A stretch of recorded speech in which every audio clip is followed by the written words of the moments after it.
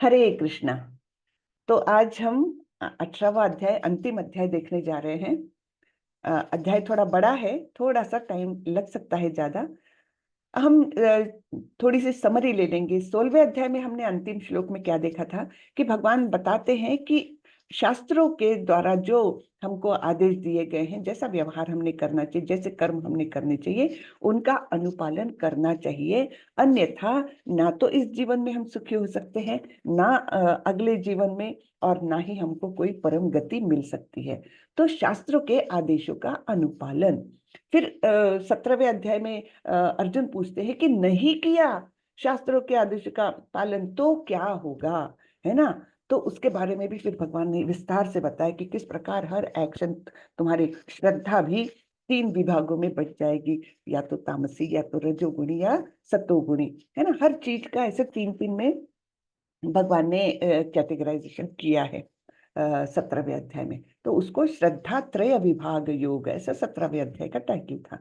अभी 18वें अध्याय में हम देखने वाले हैं कि सारे उसका अभी मोक्ष संन्यास योग, ऐसा इसका टाइटल है। तो हम देखेंगे मोक्ष संन्यास योग, आज देखने वाले हैं। बहुत ही सुंदर चैप्टर है, और इसमें हम, मुझे एक बात बहुत ही सुंदर लगती है, वो मैं आपको उसी समय बताऊंगी।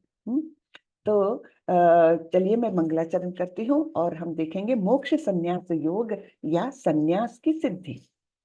जीवन जीने का तरीका, अल्टीमेट हमको उपदेश मिलने वाला है। मैंने आप लोगों को एक बार बताया था शायद। देखिए, ये 3 विभाग जो है भगवत गीता के, 6 अध्यायों के।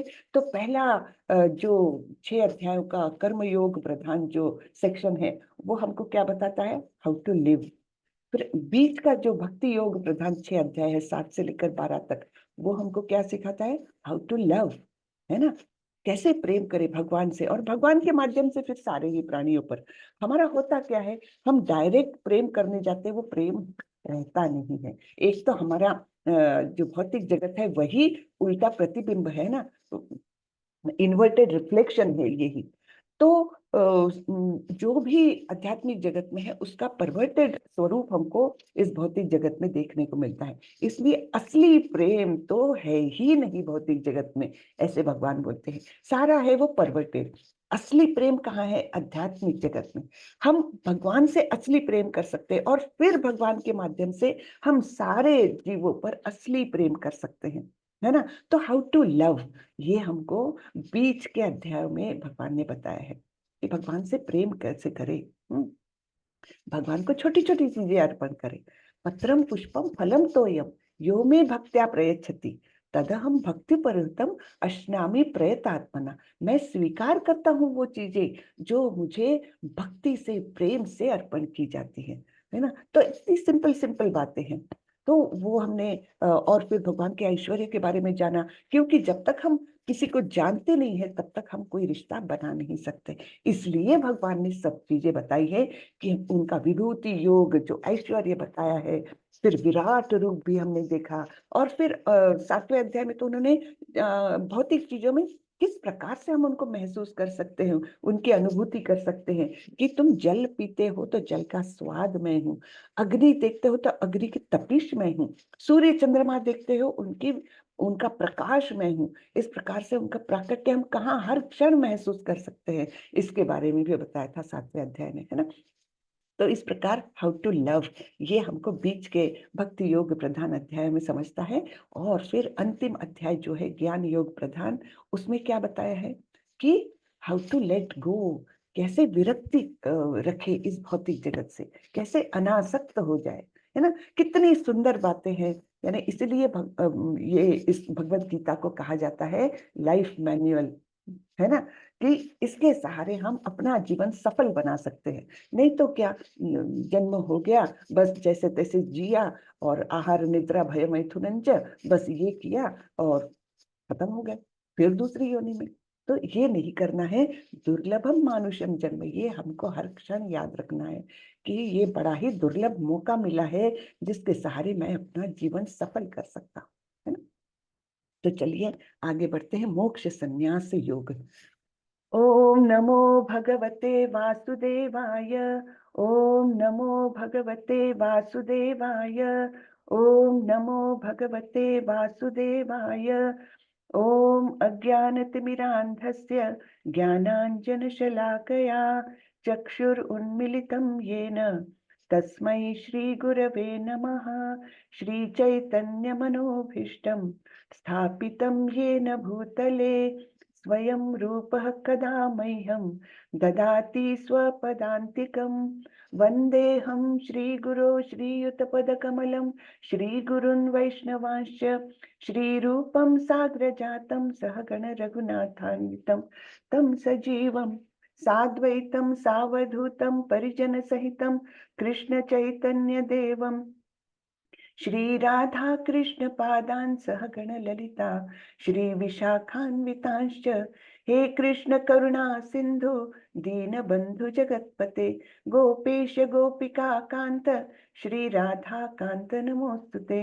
तप्त कांचन गौरांगी राधे वृंदावनेश्वरी वृषभानुसुते देवी प्रणमामि हरिप्रिये।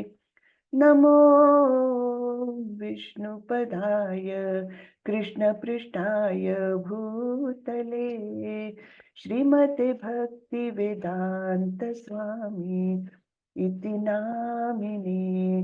नमस्ते सारस्वते देवे गौरवाणी प्रचारिणे निर्विशेषाय शून्यवादी पाश्चात्य देशतारिणी।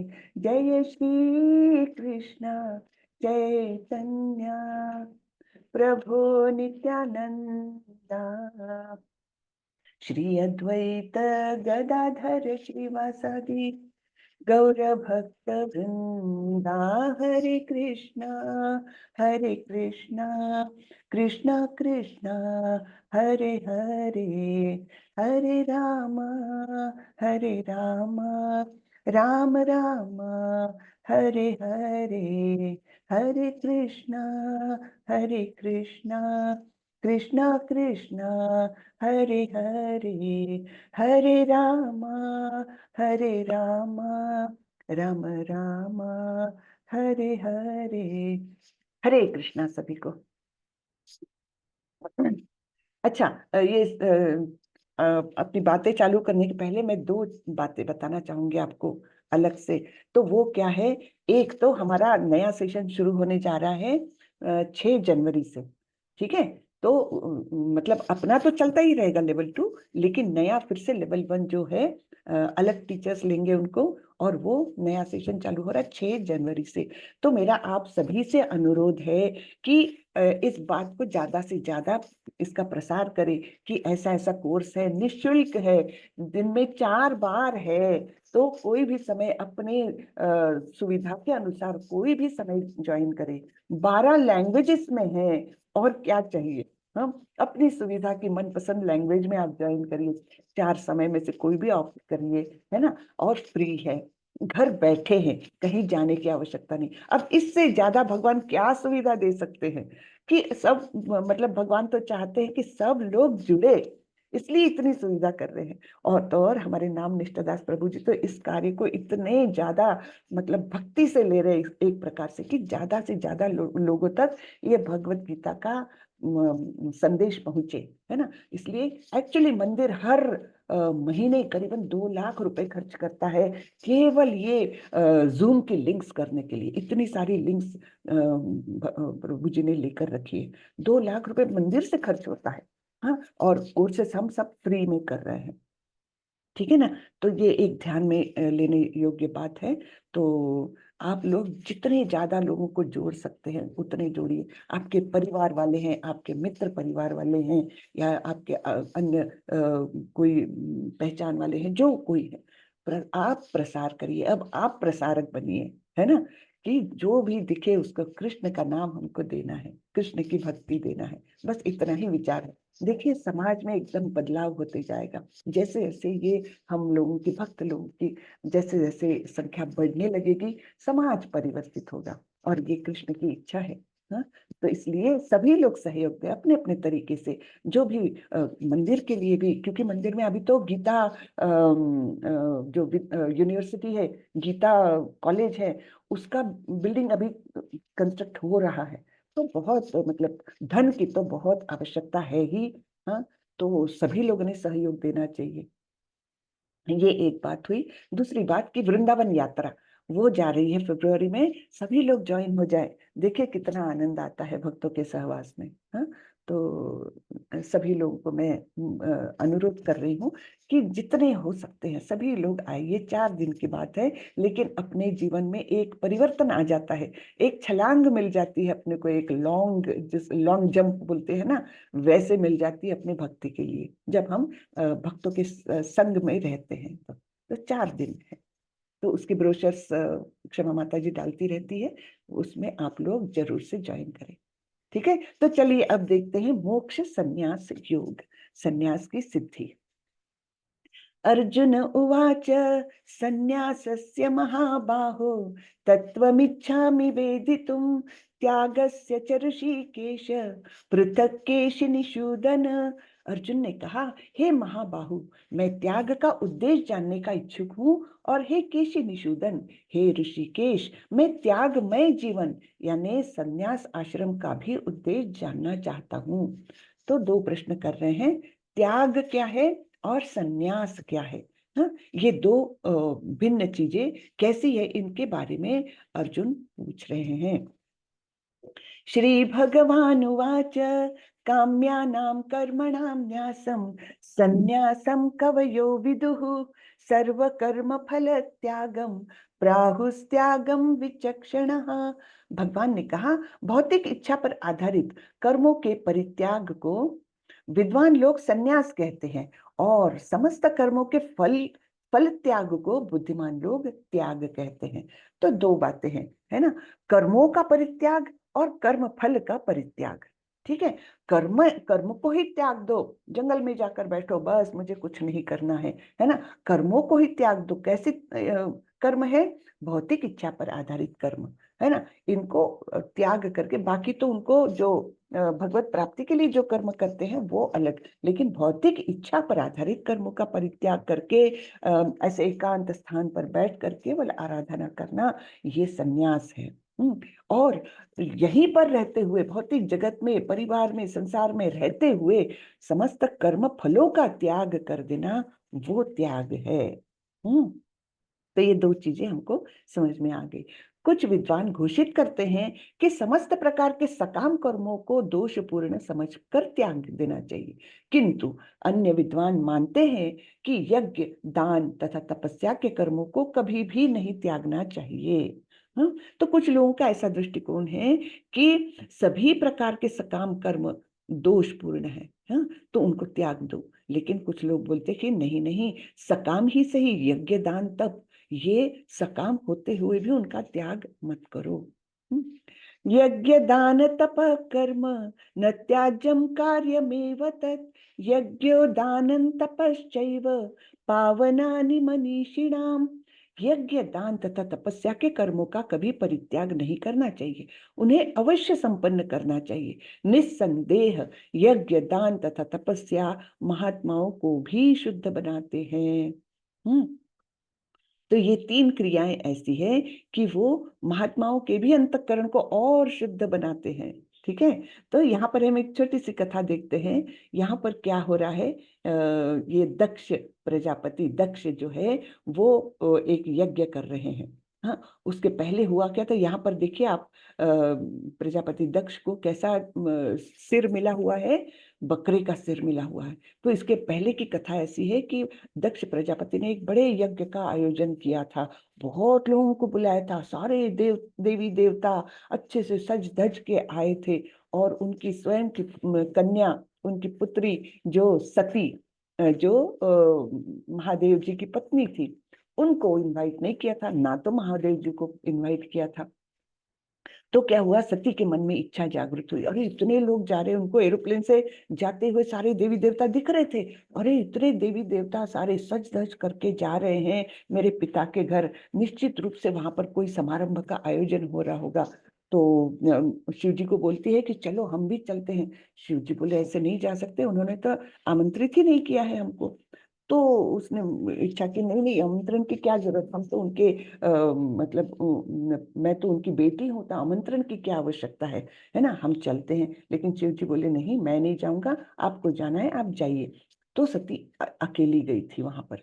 और उस समय जब यज्ञ के समय देवी देवताओं के लिए अलग अलग भोग रखते हैं, तो उसमें जानबूझ करके दक्ष प्रजापति ने भोग नहीं रखा शिव जी के लिए। इस प्रकार शिव जी को अपमानित किया और उनके बारे में कुछ कटु शब्द भी बोले। अब ये सती वहीं पर खड़े रह करके सुन रही है, तो उनको बड़ा दुख हुआ कि अपने पति के बारे में, जो इतने योग्य है, इतने योग्य है, उनकी योग्यता के तो वर्णन ही नहीं कर सकते, इतने योग्य पति के बारे में मेरे पिता ऐसे बोल रहे हैं। तो उनको बड़ा ही दुख हुआ, और अपने पिता को कुछ उल्टा तो बोल नहीं सकती थी। तो उन्होंने वहीं पर योग की शक्ति से अपने आप को वहीं पर जला दिया, अग्नि में प्रवेश कर लिया वहीं पर उसके में। और फिर ये जब बात शिव जी के अनुचरों को पता चली, उनके गण जो होते हैं उनको पता चली, तो उन्होंने आकर के सब तहस नहस कर दिया, वो यज्ञ की वेदी सब तहस नहस कर दी, बहुत वो कर दिया। और फिर एक मतलब शिव अपना दक्ष प्रजापति का सिर भी अलग कर दिया। तो सब ब्राह्मण लोग, सब लोग जो वहां पर उपस्थित थे, वे लोग ब्रह्मा जी के पास गए और ब्रह्मा जी को बोला कि कैसे भी करके इनको मनाओ, क्योंकि यज्ञ ऐसा अधूरा छोड़ना नहीं चाहिए। फिर ब्रह्मा जी ने उनको अच्छे से समझाया शिव जी को, तब शिव जी खुद आए और उन्होंने बकरे का सिर दक्ष प्रजापति को लगाकर उनको जीवित किया। वैसे जैसे ही उन्होंने गणपति जी को हाथी का सिर लगा के जीवित किया था, वैसे ही यहाँ पर बकरे का सिर लगाकर अपने ससुर को जीवित किया और फिर वो यज्ञ किया। तो इस प्रकार इनकी गलती तो हुई थी पहले, लेकिन उनको गलती का एहसास हो गया, उन्होंने माफी मांग ली अपने दामाद से, और फिर वो यज्ञ संपन्न हुआ।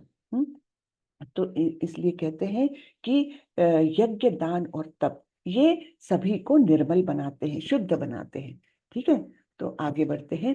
एतान्यपि तु कर्माणि संगम त्यक्त्वा फलानि च कर्तव्यानीति में पार्थ निश्चितम मतम उत्तमम।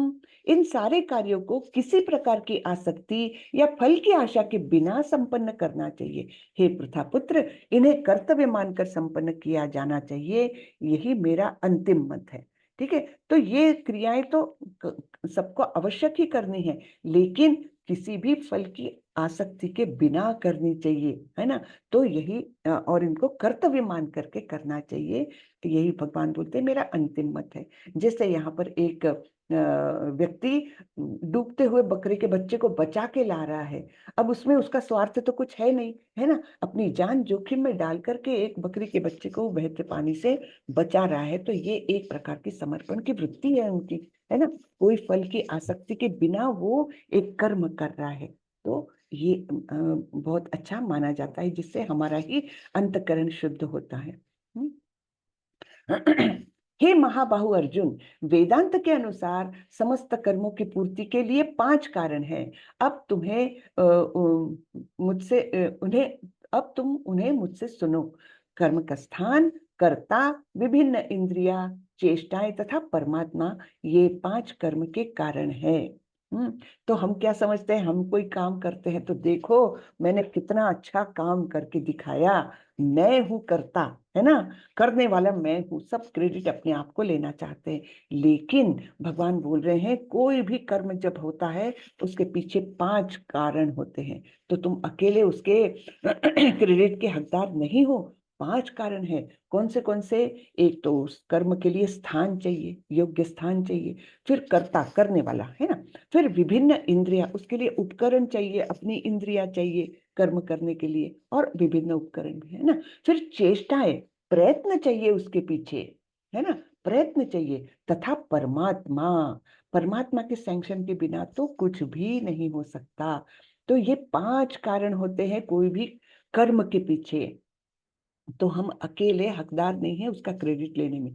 जैसे यहाँ पर एक एग्जाम्पल दिया हुआ है, एक महिला कुछ कपड़े बेच रही है है ना, छोटी सी दुकान में कपड़े बेच रही है। अब उसको अगर उसके धंधा, उसका जो व्यापार है वो अगर अच्छे से होगा तो क्या उसका अकेले का क्रेडिट है?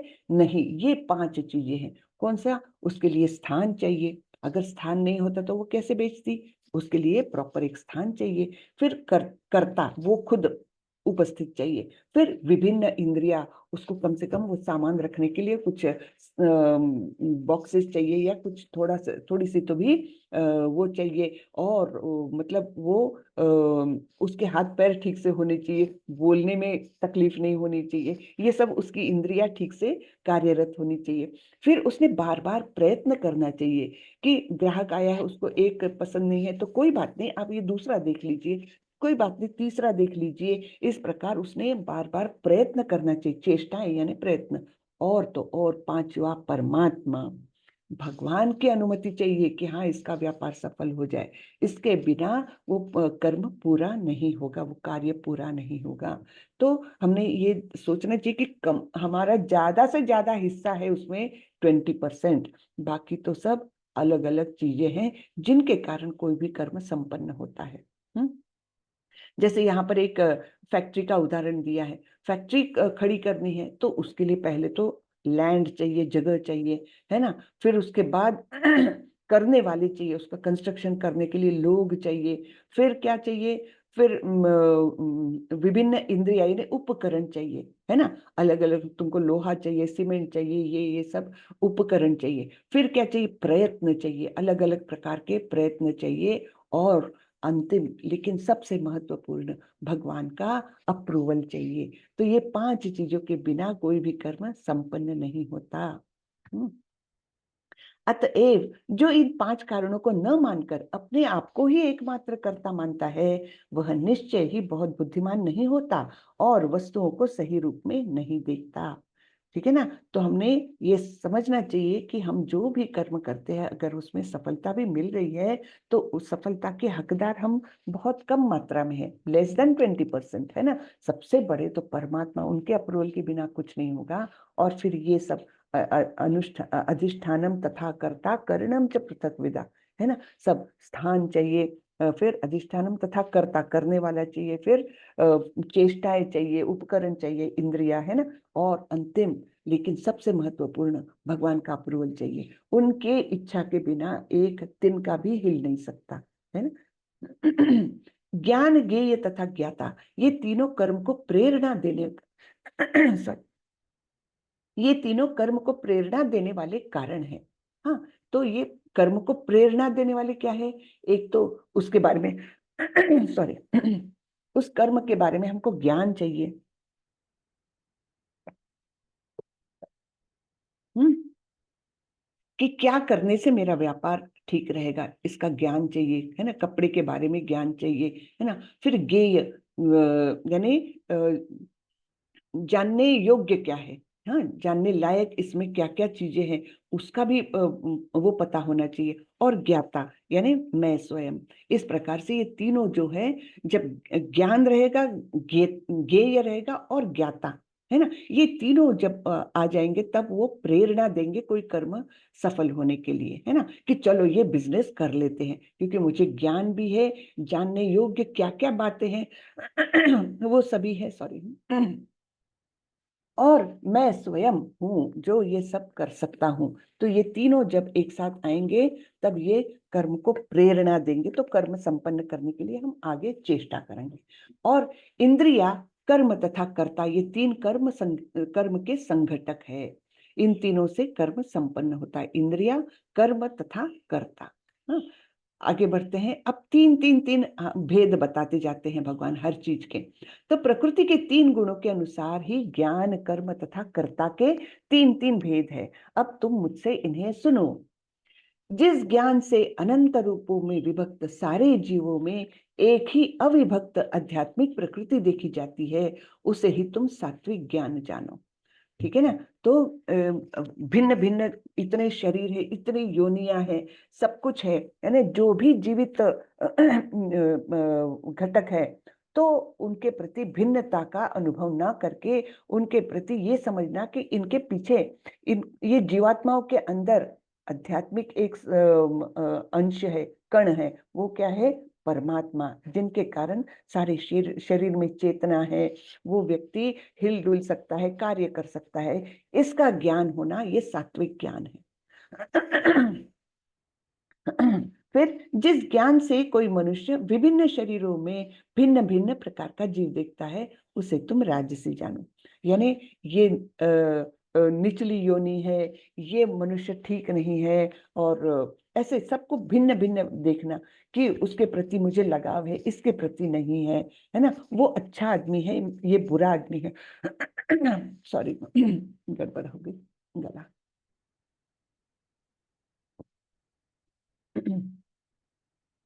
तो जिस ज्ञान से कोई मनुष्य विभिन्न शरीरों में भिन्न भिन्न प्रकार का जीव देखता है, उसे तुम राजसी जानो। भिन्नता देखना हर चीज में, वो राजसी लोगों का है। और वह ज्ञान जिससे मनुष्य किसी एक प्रकार के कार्य को, जो अति तुच्छ है, सब कुछ मानकर सत्य को बिना जाने उसमें लिप्त रहता है, वो ज्ञान तामसी कहा जाता है। हम्म, तो कैसा ज्ञान है ये? कि बहुत छोटी सी चीज है कोई तो भी, लेकिन उसको वो इतना महत्व दे रहा है कि एज इफ वो संपन्न करके वो सभी कुछ वो पालेगा, है ना? ऐसी एकदम क्षुल्लक सी कोई छोटी सी बात होगी, लेकिन उसको अति महत्व देगा, तो ऐसा ज्ञान जो है वो तामसी है। फिर प्रकृति के गुणों के आधार पर 3 प्रकार की क्रियाएं। जो कर्म नियमित है और जो आसक्ति, राग या द्वेष से रहित, कर्म फल की चाह के बिना किया जाता है, वह सात्विक है। तो ये कर्म नियमित भी है, और उससे कुछ पाने की आसक्ति नहीं है, और राग नहीं, अटैचमेंट नहीं है, और द्वेष भी नहीं है ना? आसक्ति नहीं है और द्वेष भी नहीं है। इस प्रकार से कर्म फल की चाह के बिना जो कर्म किया जाता है, वो सात्विक कर्म है। लेकिन जो कार्य अपनी इच्छा पूर्ति के निमित्त प्रयास पूर्वक एवं मिथ्या अहंकार के भाव से किया जाता है, वह रजोगुणी है। ये तो हम मैक्सिमम ऐसे ही लोग देखते हैं, है ना? अपनी इच्छा की पूर्ति के लिए करते हैं, और उसमें बहुत वो प्रयास भी करते हैं, है ना? रजोगुणी लोग होते हैं ऐसे, तो उनकी इच्छाएं असीम रहती है। रजोगुणी का हमने लक्षण देखा, उनकी इच्छाएं, आकांक्षाएं असीम होती है, तो वो इच्छा पूर्ति के लिए वो बहुत कष्ट करते हैं। गधा मेहनत जिसको प्रभुपाद जी बोलते हैं, गधा मेहनत। हाँ, क्यों गधा मेहनत कहा जाता है? कि गधे से वो धोबी इतना काम करवाता है, और करता क्या है? उसको शाम को थोड़ा सा घास मिलेगी, बस यही। और उसी इच्छा के लिए वो गधा दिन भर मेहनत करेगा, शाम को थोड़ी सी घास मिलेगी। लेकिन वो गधा ये नहीं जानता कि घास तो सर्वत्र है। मैं कार्य, मतलब मुझे ये करने की आवश्यकता नहीं, उसकी गुलामी करने की आवश्यकता नहीं, मुझे तो घास भगवान ने वैसे ही चारों तरफ दे दी है। ये वो जानता नहीं है, इसलिए तो गधा कहलाता है। वैसे ही हम लोग भी गधा मेहनत करते हैं, ऑफिस में जाते हैं, कभी कभी बहुत अपमानित भी होते हैं, लेकिन फिर भी टिके रहते हैं। क्यों? केवल इसलिए कि नहीं, मुझे मंथ एंड में सैलरी मिल जाएगी।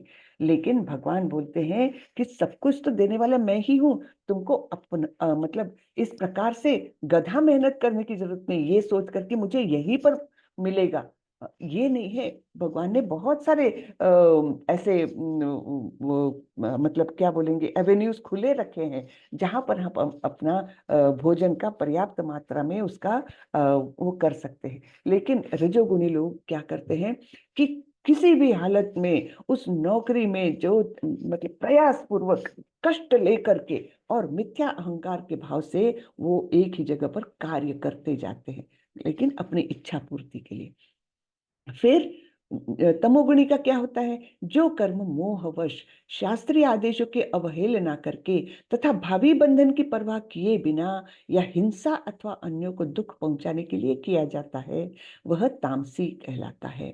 तो जैसे कोई चोर का उदाहरण देखिए, वो कर्म कैसे कर रहा है? मोहवश कर रहा है। हाँ, उसकी बुद्धि भ्रमित हो गई है, मोहित हो गई है कि हाँ चलो मैं मतलब चोरी करके बस एक रात में मैं अच्छा माला माल हो जाऊंगा। शास्त्रीय आदेश है क्या ऐसे कर्म करने के लिए? बिल्कुल नहीं है, है ना? तो शास्त्रीय आदेशों की अवहेलना करके और भावी बंधन की परवाह किए बिना, मुझे जेल हो सकती, मैं पकड़ा जा सकता हूँ और मुझे बहुत कष्टप्रद जीवन जीना पड़ेगा, ये भावी बंधन की वो परवाह नहीं करता। आज तो देख लो, चोरी कर लो, है ना? तो आराम से मैं रह सकूंगा, ये सोच करके। और फिर हिंसा अथवा अन्यों को दुख पहुंचाने के लिए, यानी समय पड़ती है तो चोर कभी कभी हिंसा पर भी उतारू हो जाते हैं, है ना। तो सामने वाले को वो या तो घातक हथियार से हमला कर देंगे या ऐसे इस प्रकार से, और अन्यों को तो दुख पहुंचाते ही है। किसी के वस्तु कोई चोरी हो जाएगी तो वो तो व्यक्ति दुखी हो ही जाएगा, है ना। तो इस प्रकार ये सारे कर्म जो करता है तामसी कहलाता है ना। शास्त्रीय आदेशों की अवहेलना अवहेलना, भावी बंधन की परवाह नहीं करना, और अन्यों को दुख पहुंचाना, ये सब मिला करके जो क्रियाएं हैं, कर्म है, उनको तामसी कर्म कहा जाता है ना। फिर प्रकृति के गुणों के आधार पर 3 प्रकार के श्रमिक। जो व्यक्ति भौतिक गुणों के संसर्ग के बिना अहंकार रहित संकल्प तथा उत्साह पूर्वक अपना कर्म करता है और सफलता अथवा असफलता में अविचलित रहता है, वह सात्विक कर्ता कहलाता है। तो ऐसा व्यक्ति सात्विक कहलाता है, जो क्या है, भौतिक गुणों के संसर्ग के बिना, यानी सतो रजो तमो, इन तीनों गुणों से परे जाकर के अहंकार रहित और संकल्प यानी दृढ़ निश्चय से वो और उत्साह से अपना कर्म करता है। तो ऐसा व्यक्ति कर्म में कभी सफल भी हो सकता है, कभी असफल भी हो सकता है, लेकिन जो भी मिले उसमें वो अविचलित भाव से रहता है। चाहे कभी सफलता कभी मिल जाती है, कभी असफलता है, फिर भी ना तो उसका उत्साह कम होता है ना, ना तो उसका अड़िग संकल्प कम होता है, और इस प्रकार का कर्ता सात्विक कर्ता कहलाता है। लेकिन वह कर्ता जो अपने श्रम के फल से जुड़ा हुआ है और जो जोश से उनका आनंद लेना चाहता है, जो लालची, ईर्ष्यालु और अपवित्र है और खुशी और संकट से आगे बढ़ता है, जोश की प्रवृत्ति में एक कार्य करता है। तो इनका क्या है, रजोगुणी लोगों का क्या है, एक तो उनको आसक्ति है, मुझे क्या मिलेगा, है ना। अगर ज्यादा अच्छा कुछ फल मिलने वाला है तो मैं ज्यादा मेहनत करूंगा, है ना। कम मेहनत, अगर कम फल मिलने वाला है तो जाने दो, कौन इतनी मेहनत करे। इस प्रकार उसका जो फल मिलना है उसके प्रति उसकी आसक्ति है, फल से जुड़ा हुआ है। फिर वो उन फलों का आनंद लेना चाहता है, फिर वो लालची है ना, कि ज्यादा अगर कहीं कुछ मिल रहा है तो वो ज्यादा की ओर आकृष्ट हो जाएगा, तब वो अपने कर्तव्य को भी भूल जाता है, लालची है। फिर ईर्ष्यालु है, अगर दूसरे किसी को वो प्राप्त हो जाए, इसको ना मिले, तब तो वो इतनी ईर्ष्या करेगा कि उसको क्यों मिला, मुझे क्यों नहीं मिला, है ना। इस प्रकार से उसका व्यवहार रहेगा। और अपवित्र है, पवित्रता नहीं है, क्योंकि अंदर बाहर उसके कपट रहेगा, है ना। अंदर मन में एक सोच रहा है, बाहर दिखावा अलग कर रहा है ना। इस प्रकार से अपवित्र रहेगा और खुशी और संकट से आगे बढ़ता है। तो इस प्रकार का जो करता है वो रजोगुणी कहलाता है। जो करता सदा शास्त्रों के आदेशों के विरुद्ध कार्य करता है, जो भौतिकवादी, हठी, कपटी तथा अन्यों का अपमान करने में पटु है, तथा जो आलसी, सदैव खिन्न तथा काम करने में दीर्घसूत्री है, वह तमोगुणी कहलाता है। दीर्घसूत्री यानी प्रोक्रेस्टिनेशन, है ना, जिसको इंग्लिश में कहते हैं प्रोक्रेस्टिनेशन। उसमें वो जाता है कि आज का काम कल करे, कल का काम परसों, अभी तो जीना है बरसों, है ना। इस प्रकार का उसका स्वभाव हो जाता है कि दीर्घसूत्री हो जाता है। और कैसा है, शास्त्रीय आदेशों की अवहेलना, विरुद्ध ही काम करेगा। सब लोग बोलेंगे ये अच्छा रास्ता है तो वो उल्टे गलत रास्ते से ही जाएगा, है ना। इस प्रकार, और भौतिकतावादी हठी है ना, हठी जिद्दीपन आ जाता है ऐसे तामसी लोगों में। कपटी है ना। तो और अन्यों का अपमान करने में पटु है। ऐसे लोग मुंह से ऐसे मुंह फट होते हैं कि सामने वाले को कुछ भी ना बड़ा देखेंगे ना छोटा देखेंगे, एकदम अपमानित करके छोड़ेंगे। तो ऐसे लोगों का ऐसा कर्ता जो है वो तमोगुणी कहलाता है। हे पार्थ, वह अब क्या है, अब निर्धारण यानी धृति, हाँ, निश्चय, उसके बारे में, डिटर्मिनेशन के बारे में भगवान बता रहे हैं। हे पार्थ, वह निश्चय जो अटूट है, जो योग साधना द्वारा निरंतरता के साथ है और इस प्रकार मन, जीवन और इंद्रियों के कार्यों को नियंत्रित करता है, सात्विक तरीके में है। तो इस प्रकार जो सात्विक व्यक्ति होगा वो एक बार निश्चय कर लेगा कि मुझे ये कार्य करना है और पूरी पूरी ताकत से करना है, तब फिर वो क्या हो जाएगा, उसका निश्चय एकदम अटूट रहेगा और निरंतरता रहेगी उसके काम में। ऐसा नहीं कि आज कर लिया 10 दिन नहीं किया फिर 11वें दिन ओपन किया उसको, वैसा नहीं, निरंतर उसमें लगा रहेगा। और इस प्रकार से वो अपने मन को, अपने जीवन को और अपनी इंद्रियों को भी कंट्रोल में रखता है, क्योंकि उसकी धृति जो है, उसका डिटर्मिनेशन जो है वो एकदम सुदृढ़ है। तो वो डिटर्मिनेशन को सफल करने के लिए वो अपने जीवन को भी नियंत्रित करता है, अपने इंद्रियों को भी करता है और सबसे पहले तो अपने मन को नियंत्रित करता है। हाँ, तो हमने देखा था ना, अनियंत्रित मन कैसा है, सबसे बड़ा शत्रु है हमारा, और जो नियंत्रित मन है, वश में है हमारा, वो हमारा सबसे अच्छा हितैषी मित्र रहता है। लेकिन हे अर्जुन, जिस धृति से मनुष्य धर्म, अर्थ तथा काम के फलों में लिप्त बना रहता है, वह राजसी है। तो ये धर्म भी है उसमें। धर्म कैसा है कि अहंकार वश किए हुए धार्मिक कार्य, ऐसे उसको धर्म है। और धर्म फिर अर्थ, पैसा है, और ये सब का उपयोग किसके लिए है, इंद्रियों की तृप्ति के लिए। तो बस धर्म, अर्थ और काम में जो लिप्त होता है तो वह राजसी है।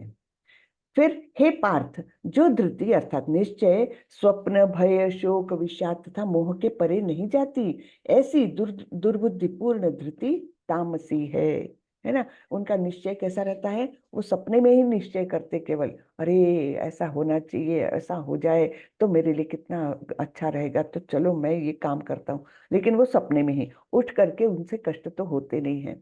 और फिर भय, शोक, विषाद और इस प्रकार की भावनाओं के घेरे में वो लोग रहते हैं, और ऐसी दुर्बुद्धिपूर्ण धृति को कहा जाता है तामसी। फिर भौतिक प्रकृति के साधनों के आधार पर 3 प्रकार की खुशियां, खुशियां भी देखो 3 प्रकार की है। तो सत्वगुणी खुशी कैसी रहती है, जो प्रारंभ में विष जैसा लगता है लेकिन अंत में अमृत के समान है, और जो मनुष्य में आत्म साक्षात्कार जगाता है, वह सात्विक सुख कहलाता है। तो सात्विक सुख का एग्जाम्पल तो हम सभी अभी अनुभव कर रहे हैं। कैसे, सवेरे सवेरे 6 बजे की क्लास करना, जल्दी उठना पड़ेगा, है ना, और ये सब कितना कष्ट है। लेकिन यानी शुरू में वो कष्टदायक लगता है कि सवेरे सवेरे उठ करके क्लास अटेंड करना, अरे बाप रे, नींद आती है और घर के काम रहते हैं, सब कुछ रहता है, विष जैसा लगता है। लेकिन जैसे जैसे इस विषय में हमको रुचि आने लगती है, तो ये अमृत के समान लगने लगता है। जैसे भक्त लोग सवेरे 3 बजे उठ करके माला जप करते हैं। अब 3 बजे उठना किसको आह्लाददायक लग सकता है, नहीं लगता। शुरू में तो बड़े कष्ट होते हैं, लेकिन जैसे जैसे उस जप में हमको रुचि आती है, तब एकदम हम उत्साह पूर्वक उसमें वो करने लगते हैं, 3 बजे उठने लगते हैं। तो पहले विष जैसा, बाद में अमृत जैसा अनुभव, है ना। ये है सात्विक सुख, है ना। और तो और ये सुख कहाँ ले जाता है हमको, हमको अच्छी राह पर ले जाता है। ऐसा सुख गलत राह पर नहीं ले जाता, आत्म साक्षात्कार तो जगाता है। यानी हमारा अस्तित्व कैसा है, क्यों है, हमने क्या करना है, इसके प्रति हमको जागरूक बनाता है। ठीक है ना। फिर आगे बढ़ते हैं। जो सुख इंद्रियों द्वारा उनके विषयों के संसर्ग से प्राप्त होता है और प्रारंभ में अमृत तुल्य तथा अंत में विष तुल्य लगता है, वह रजोगुणी कहलाता है। जैसे चलो हमने क्लास तो ज्वाइन की है, लेकिन जाने दो ना, आज सो जाते हैं, इंद्रिय सुख, है ना। आराम कर लेते हैं, क्या रखा है उस क्लास में। तो फिर इंद्रिय सुख के लिए, आराम करने के लिए, फिर वो क्या करता है, नहीं अटेंड करता, और उस प्रकार उसको वो आलसी और बनते जाता है। और फिर क्या होता है, आलसी बनने से उसके शरीर में भी दोष आते हैं, मन का भी शुद्धिकरण नहीं होता। जो वो अगर क्लास भगवत गीता अगर सुनता है, तो जो मन में एक शुद्धि आने लगती है, उसका भी फायदा नहीं मिलता, और इस प्रकार उसका जो है क्रियाएं सब अंत में विषय तुल्य होने लगती। आरंभ में आनंद आता है, लेकिन बाद में विषय तुल्य लगती। जैसे हम खाने का उदाहरण ले सकते हैं। रजोगुणी लोगों को क्या पसंद है, चटपटा, अति तीक्ष्ण, अति खट्टा, है ना। तो चटपटा ये सब उनको शुरू में तो बड़ी जिह्वा को बड़ा आनंद आता है, लेकिन अंत में उनको क्या मिलता है, रोग मिलते हैं, है ना, तकलीफें मिलती है, तो ये रजोगुणी हुआ। और तथा जो सुख आत्म साक्षात्कार के प्रति अंधा है, जो प्रारंभ से लेकर अंत तक मोह कारक है, और जो निद्रा, आलस्य तथा मोह से उत्पन्न होता है, वह तामसी कहलाता है ना। तो इनको तो आत्म साक्षात्कार यानी सेल्फ डेवलपमेंट कैसे करना, इसके बारे में उनको कोई भी मतलब उनको जानकारी ही नहीं है, जानना भी नहीं है। और वो प्रारंभ से लेकर अंत तक ये मोहकारक है, वो भ्रमित रहते हैं कि ये कार्य, हरे कृष्णा, है ना। तो प्रारंभ से लेकर अंत तक वे मोहकारक क्रियाएं रहती है उनकी, और अल्टीमेटली उनको क्या अच्छा लगता है, निद्रा, आलस और मोह से उत्पन्न होने वाला सुख, सो कॉल्ड सुख, वो तामसी कहलाता है ना। तो इस प्रकार से हमने देखा, देखिए भगवान ने हर चीज के कितने भेद हमको समझाए हैं। तो हम इंट्रोस्पेक्ट करें, अपने आप में देखें कि हम कहाँ पर आ रहे हैं, हम कहाँ पर समाविष्ट हो रहे हैं ना। प्रकृति के गुणों के आधार पर 4 प्रकार के वर्ण और आश्रम, उनके बारे में देखेंगे। ये वर्ण है, एक्चुअली आश्रम लिखा गया है। तो हम वर्णों के बारे में जाएंगे। शमो दमस्तपः शौचम क्षांतिरार्जवमेव च ज्ञानम विज्ञानमास्तिक्यम ब्रह्म कर्म स्वभावजम।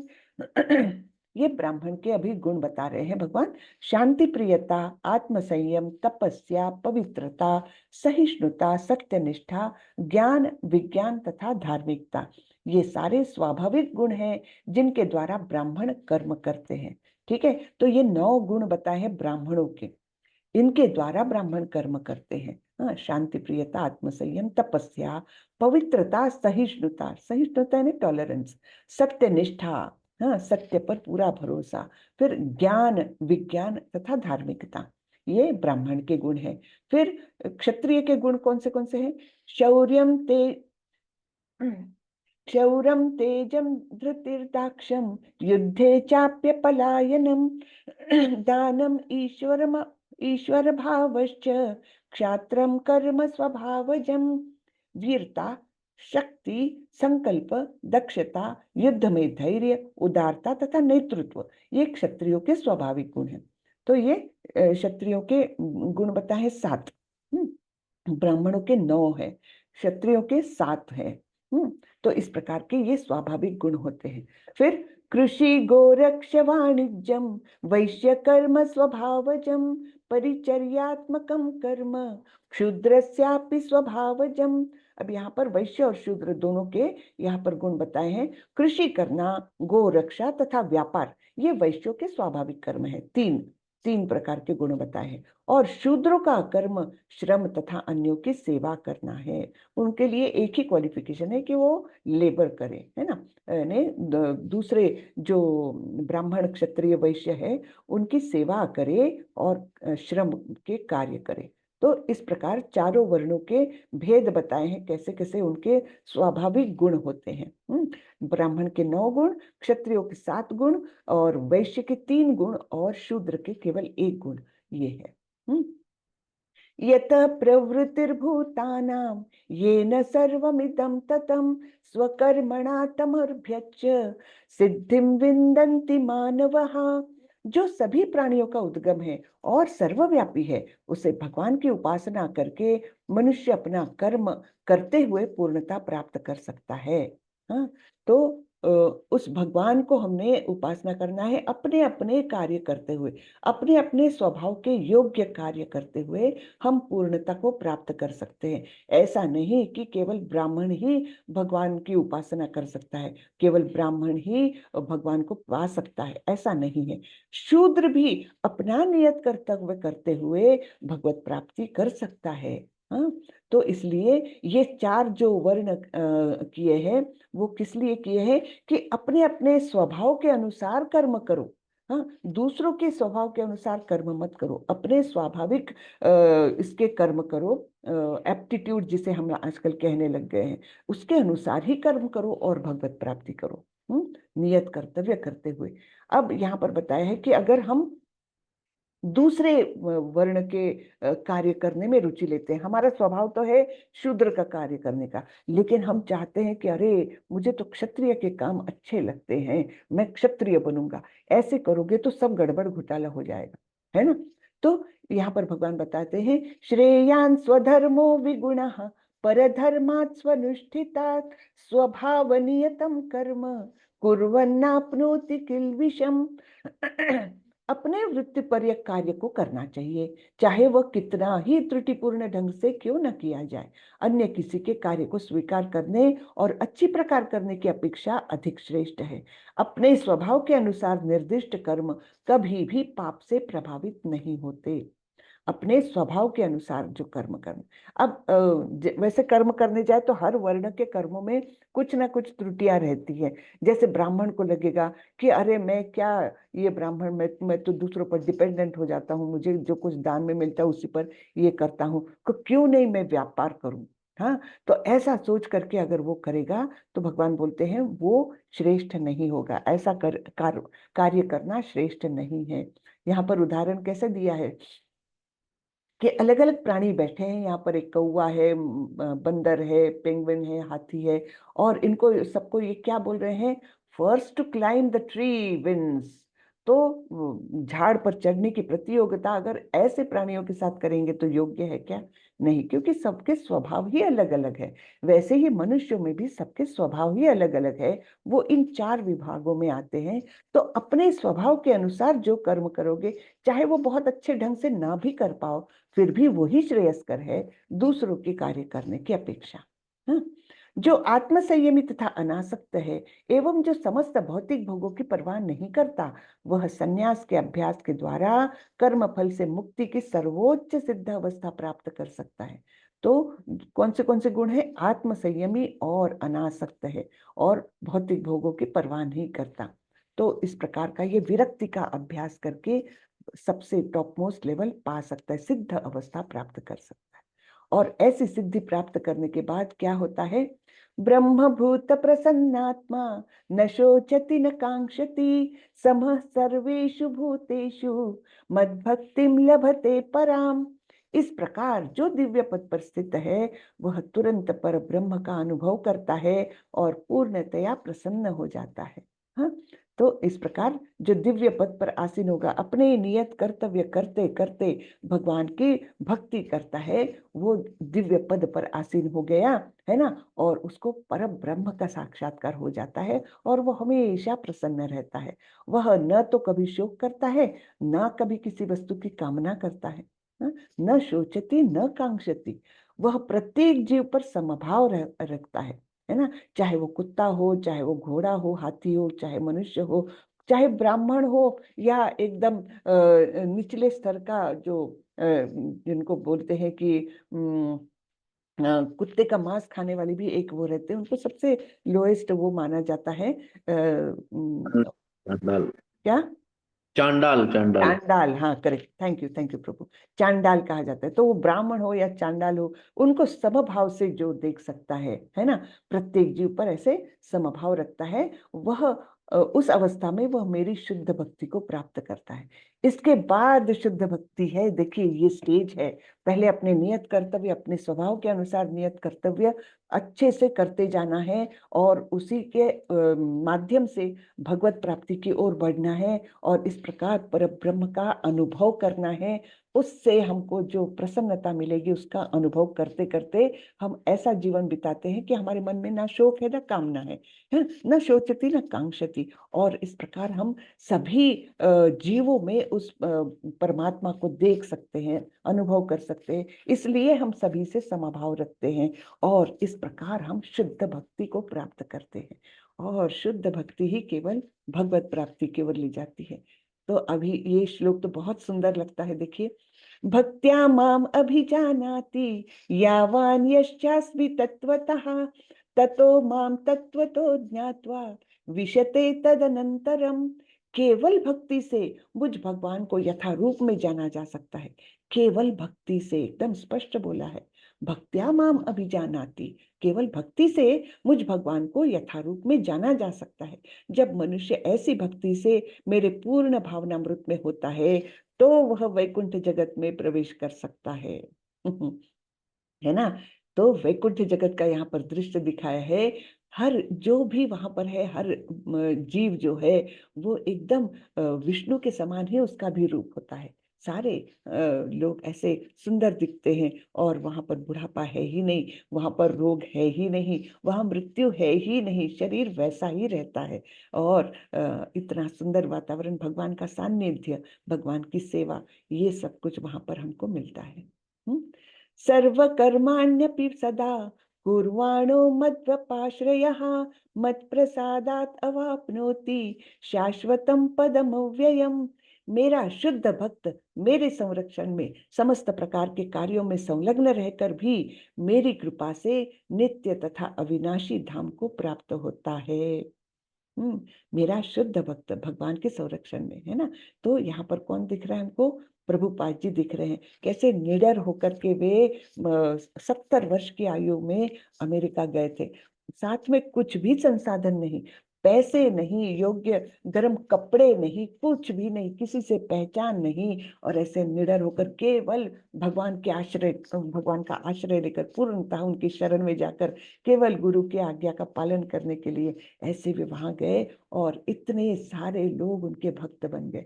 आप सोचिए वहां पर साड़ी पहन के औरतें हैं, और कैसी है जहां पर कि पुरुषों का और औरतों का एकदम एक साथ बैठना उठना चलता है। वहां पर ये संस्कार दिए प्रभुपाद जी ने कि नहीं, स्त्रियों का स्थान अलग है, पुरुषों का अलग है, भिन्नता रखना ही उन्नति की ओर ले जाएगा। ये मतलब हम सोच भी नहीं सकते, ऐसे संस्कार दिए इन लोगों को प्रभुपाद जी ने, है ना। और इस प्रकार से शुद्ध भक्त थे वे, उनको फिर संरक्षण प्राप्त है भगवान का। भगवान ने पूरी तरह से उनका संरक्षण किया। इतनी बार उनको हार्ट अटैक आया था। जलदूत जिस कार्गो शिप से वो जा रहे थे उसमें 2 बार आया, फिर और एक बार आया, एक बार पैरालिसिस का भी अटैक आया था। सब में से भगवान ने उनको तर लिया, है ना। तो इस प्रकार शुद्ध भक्त मेरे संरक्षण में समस्त प्रकार के कार्यों में संलग्न रहकर भी मेरी कृपा से नित्य तथा अविनाशी धाम को प्राप्त होता है। इस प्रकार कृपा बरसती है भगवान की। ठीक है ना। आज थोड़ा सा डिले होने वाला है क्योंकि चैप्टर थोड़ा बड़ा है। थोड़े से सब लोग सहनशील रहे आज।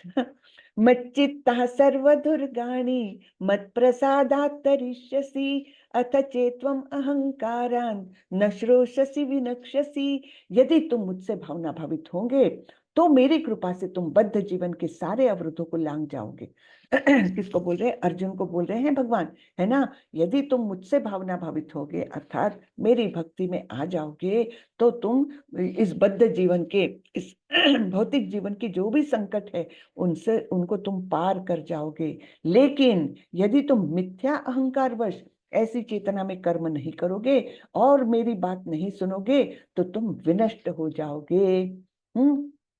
तो ये मिथ्या अहंकार जो है वो हम सब में कूट कूट कर भरा है। इसलिए हम शास्त्रों के आदेशों की अवहेलना करते हैं। इसलिए हम भगवत भक्ति की ओर नहीं जा पाते क्योंकि हम अपने आप को ही बहुत समझते हैं, है ना। मिथ्या अहंकार, और ऐसे मिथ्या अहंकार में जब ऐसी चेतना में हम काम करते हैं तब हमको क्या मिलना है? केवल दुख ही मिलना है ना। इस प्रकार भगवान अर्जुन को समझा रहे हैं कि अगर ऐसा तुम करोगे तो विनष्ट हो जाओगे। ईश्वर सर्वभूतानां हृद्देशेऽर्जुन तिष्ठति भ्रामयन् सर्वभूतानि यंत्रारूढ़ानि मायया। हे अर्जुन, परमेश्वर प्रत्येक जीव के हृदय में स्थित है और भौतिक शक्ति से निर्मित यंत्र में सवार की भांति बैठे समस्त जीवों को अपनी माया से घुमा रहे हैं। तो ये भगवान जो है हमारे हृदय में है और ये हमारा शरीर एक यंत्र के समान है और वो हमको इस यंत्र में सवार होकर के वे हमको घुमा रहे हैं, जीवों को घुमा रहे हैं, माया से भरमा रहे हैं, है ना। तो तमेव शरणं गच्छ सर्वभावेन भारत तत्प्रसादात् पराम शांतिम स्थानम प्राप्स्यसि शाश्वतम। हे भारत, सब प्रकार से उसी की शरण में जाओ, उसकी कृपा से तुम परम शांति को तथा परम नित्य धाम को प्राप्त करोगे। है ना, तो शरण जाना है हमको परमेश्वर की, और इस प्रकार हम शांति को प्राप्त कर सकते हैं। इति ते ज्ञानमाख्यातं गुह्याद् गुह्यतरं मया विमृश्यैत अशेषेण यथेच्छसि तथा कुरु। ये सबसे बड़ी सुंदरता है यहाँ पर। बहुत मुझे ये सुंदर लगता है। ये हम अपने सनातन धर्म की सुंदरता है कि भगवान ने, देखिए, अर्जुन को इतना सुंदर उपदेश दिया, इतना उनकी सहायक किया, उनकी सहायता की, सब कुछ किया, लेकिन अंतिमतः क्या बोल रहे हैं भगवान? यथेच्छसि तथा कुरु। अब तुमको जो ठीक लगता है वो तुम करो। ये नहीं बोल रहे कि अब मैंने तुमको सब बताया, अब ये करो, ऐसे नहीं बोल रहे भगवान। यथेच्छसि तथा कुरु। हाँ, तो इस प्रकार मैंने तुम्हें गुह्यतर ज्ञान बतला दिया, इस पर पूरी तरह से मनन करो और तब जो चाहे सो करो। कितनी फ्रीडम दी है जीवों को भगवान ने, है ना। और हम उस फ्रीडम को बहुत गलत तरीके से इस्तेमाल करते हैं, और इसीलिए एक योनि के बाद दूसरी योनि में भटकते जाते हैं। तो यहाँ स्पष्टता से भगवान हमको बता रहे हैं कि जो चाहो सो करो। मैंने तुमको इतना सारा ज्ञान बता दिया, शास्त्रों में सब ज्ञान उंडेला हुआ है ना। हमको ज्ञान देने के लिए गुरु इस धरती पर भेजे हुए हैं, अनेक गुरु है ना। अलग अलग जो परंपरा से आने वाले गुरु है, क्यों है? कि हमको मार्गदर्शन करे। लेकिन हम क्या करते हैं? हम उनको ना तो अपने आप को इतना शुद्ध करे कि गुरु प्राप्त कर ले, ना शास्त्रों में दिया हुआ हम पढ़ते हैं, पढ़े भी तो हम उसको अवहेलना कर देते हैं, है ना। तो इस प्रकार हम क्या करते हैं? इस फ्रीडम का दुरुपयोग करते हैं। तब जो चाहे सो करो, ऐसे अर्जुन को बोल रहे हैं। यानी इस ज्ञान पर मनन करो, सोचो, और फिर जो करना है करो। मन्मना भव मद्भक्तो मद्याजी मां नमस्कुरु मामे वैश्यसि सत्यम ते प्रतिजाने प्रियोसि में। सदैव मेरा चिंतन करो, मेरे भक्त बनो, मेरी पूजा करो और मुझे नमस्कार करो। केवल 4 बातें बताई है भगवान ने, है ना। इस प्रकार तुम निश्चित रूप से मेरे पास आओगे। मैं तुम्हें वचन देता हूं, क्योंकि तुम मेरे परम प्रिय मित्र हो। तो ये श्लोक जो है ना, इसकी पहली लाइन इसके पहले भी आ चुकी है 9वें अध्याय में, है ना। तो ये क्रियाएं कितनी इंपॉर्टेंट है ये हमको समझ में आता है, क्योंकि ये दो दो बार बताई है भगवान ने। मन्मना भव मद्भक्तो मद्याजी मां नमस्कुरु। ये अगली लाइन उसमें अलग है, यहाँ पर अलग है। और अब ये अंतिम आदेश, हाँ, सर्वधर्मान् परित्यज्य मामेकं शरणं व्रज अहं त्वां सर्वपापेभ्यो मोक्षयिष्यामि मा शुचः। समस्त प्रकार के धर्मों का परित्याग करो और मेरी शरण में आओ, मैं समस्त पापों से तुम्हारा उद्धार कर दूंगा, डरो मत। कितना सुंदर बताया है ना। सभी प्रकार के धर्मों का परित्याग करो। तुमको कोई ये सोचने की बात नहीं है कि तुम धर्म कर रहे हो नहीं कर रहे हो। सबका त्याग कर दो, तुम केवल मेरी शरण में आ जाओ। और इस प्रकार मैं तुमको सारे पापों से तुमको मुक्त कर दूंगा, डरो मत। हाँ, इदम ते ना तपस्काय ना भक्ताय कदाचन ना न चाशुश्रूषवे वाच्यम न च माम योऽभ्यसूयति। इस गुह्य ज्ञान यह गुह्य ज्ञान उनको कभी भी न बताए जाए जो ना तो संयमी है, ना एकनिष्ठ, ना भक्ति में रत है, ना ही उसे जो मुझसे द्वेष करता हो। तो अभक्तों को नहीं बताना चाहिए ये ज्ञान, भगवान का आदेश है ना। फिर भी देखिए, प्रभुपाद जी फिर भी अभक्तों को ज्ञान देने के लिए गए अमेरिका और उन्होंने दिया। तो हम क्या बोलेंगे कि भगवान का आदेश नहीं माना? नहीं, उनका वो ज्यादा कृपालु है। भगवान से भी ज्यादा कृपालु कौन है? तो भक्त है ना। तो ऐसे भक्तों से, यद्यपि भगवान ने ये बोला है कि जो अभक्त है उनको ये ज्ञान मत दो, फिर भी जब अभक्तों को भी ये ज्ञान देते हैं गुरु, तब भगवान उनसे बहुत ही ज्यादा प्रसन्न हो जाते हैं, है ना। तो ये सुंदरता है इस सब बातों की, कि इनको उनको ये ज्ञान मत बताना जो ना तो संयमी है, ना एकनिष्ठ है, ना भक्ति में है, और मुझसे द्वेष करते हैं। य इदं परमं गुह्यं मद्भक्तेष्वभिधास्यति भक्तिं मयि परां कृत्वा मामे वैश्यत्य संशयः। जो व्यक्ति भक्तों को यह परम रहस्य बताता है वह शुद्ध भक्ति को प्राप्त करेगा और अंत में वह मेरे पास वापस आएगा। तो जो भक्तों को बताता है तो वह खुद स्वयं शुद्ध भक्त हो जाता है और इस प्रकार भगवत धाम जाता है। यहाँ पर भी प्रभुपाद जी का ही उदाहरण दिया है ना, कि इस प्रकार से उन्होंने इतने लोगों को भक्त बनाया, ये सब परम रहस्य बताया, निश्चित रूप से वे भगवत धाम में है। न च तस्मात् मनुष्येषु कश्चिन्मे प्रियकृत्तमः भविता न च मे तस्मात् अन्यः प्रियतरो भुवि। इस संसार में उसकी अपेक्षा कोई अन्य सेवक न तो मुझे अधिक प्रिय है और न कभी होगा। हाँ, तो ऐसे प्रभुपाद जी जिन्होंने लाखों व्यक्तियों को भक्त बनाया है, तो ऐसे उनसे प्रिय भगवान को कौन हो सकता है? ऐसे भक्त से ज्यादा प्रिय कोई नहीं हो सकता। अध्येष्यते च य इमं धर्मं संवादमावयोः ज्ञान यज्ञेन तेनाहम् इष्टस्यामिति मे मतिः। और मैं घोषित करता हूँ कि जो हमारे इस पवित्र संवाद का अध्ययन करता है वह अपनी बुद्धि से मेरी पूजा करता है। तो अभी इस समय हम क्या कर रहे हैं? आप और मैं मिलकर क्या कर रहे हैं? ये पवित्र संवाद का अध्ययन ही तो कर रहे हैं, कोशिश कर रहे हैं, है ना, कि अध्ययन कर रहे हैं। तो हम लोग क्या कर रहे हैं इस समय? हम बुद्धि से भगवान की पूजा ही तो कर रहे हैं, है ना। श्रद्धावान अनसूयश्च शृणुयादपि यो नरः सोपि मुक्तः शुभान लोकान प्राप्नुयान पुण्य कर्मणाम। और जो श्रद्धा समेत और द्वेष रहित होकर इसे सुनता है वह सारे पापों से मुक्त हो जाता है और उन शुभ लोकों को प्राप्त होता है जहाँ पुण्य आत्माएं निवास करती है। तो श्रद्धा से और द्वेष रहित होकर अगर कोई श्रवण भी करेगा केवल भगवत गीता का तो वो भी शुभ लोकों में जाएगा, यानी उच्च लोकों में जाएगा वो भी। अर्जुन उवाच नष्टो मोह स्मृतिर्लब्ध्वा त्वत्प्रसादान्मयाच्युत स्थितोऽसि गत संदेह करिष्ये वचनम तव। अर्जुन ने कहा, हे कृष्ण, हे अच्युत, अब मेरा मोह दूर हो गया।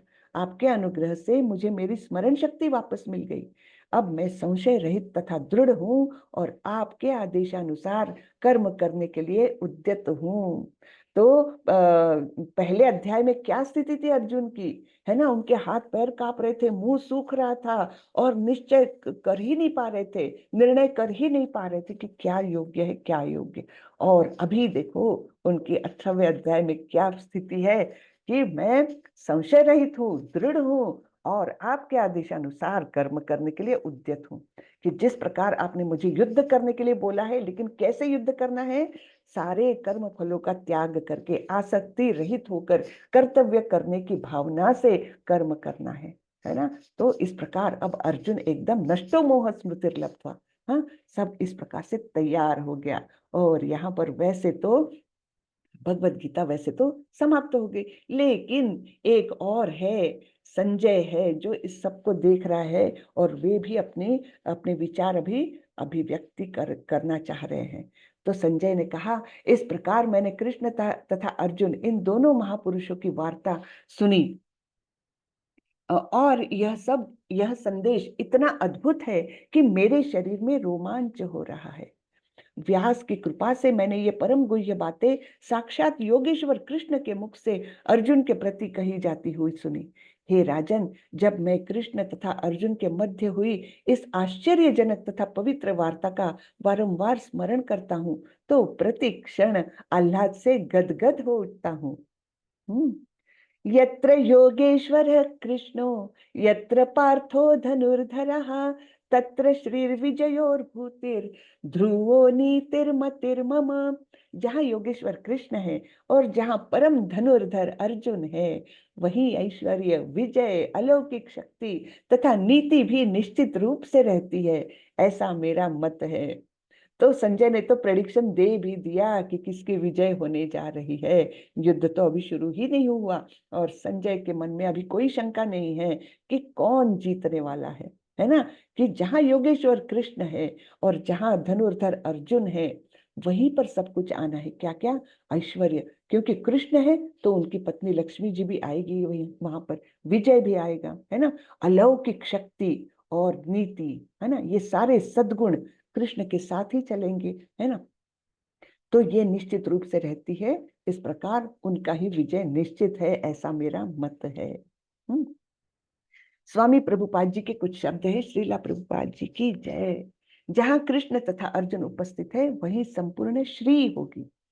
श्री यानी लक्ष्मी जी, महालक्ष्मी जी, है ना। युद्ध को यह निर्णय करना था कि संसार पर शासन कौन करेगा। संजय ने भविष्यवाणी की कि सत्ता युधिष्ठिर के ही हाथों में जाएगी, क्योंकि वे न तो केवल पुण्यात्मा तथा पवित्रात्मा थे, अपितु वे कठोर नीतिवादी थे। उन्होंने जीवन भर कभी असत्य भाषण नहीं किया था। भगवत गीता से हम यह समझ सकते हैं कि ज्ञान तथा ध्यान द्वारा अपनी अनुभूति एक विधि है, लेकिन कृष्ण की शरणागति सर्वोच्च सिद्धि है। तो सबसे अल्टीमेट सिद्धि क्या है? शरणागति, भगवान की शरणागति लेना। यह भगवत गीता के उपदेशों का सार है। पूर्ण कृष्ण भावना भावित होकर भक्ति में कृष्ण की शरणागति गुह्यतम उपदेश है। यही 18वें अध्याय का सार है ना। तो पूर्णतः हमने भक्ति में लीन होकर जब हम कृष्ण की शरणागति ले लेते हैं, तभी हमको परम सिद्धि भगवत धाम प्राप्त होता है। यही ये 18वां अध्याय हमको बता रहा है। तो भगवत गीता में 5 प्रमुख विषयों की व्याख्या की गई है। भगवान, भौतिक प्रकृति, जीव, शाश्वत काल तथा सभी प्रकार के कर्म।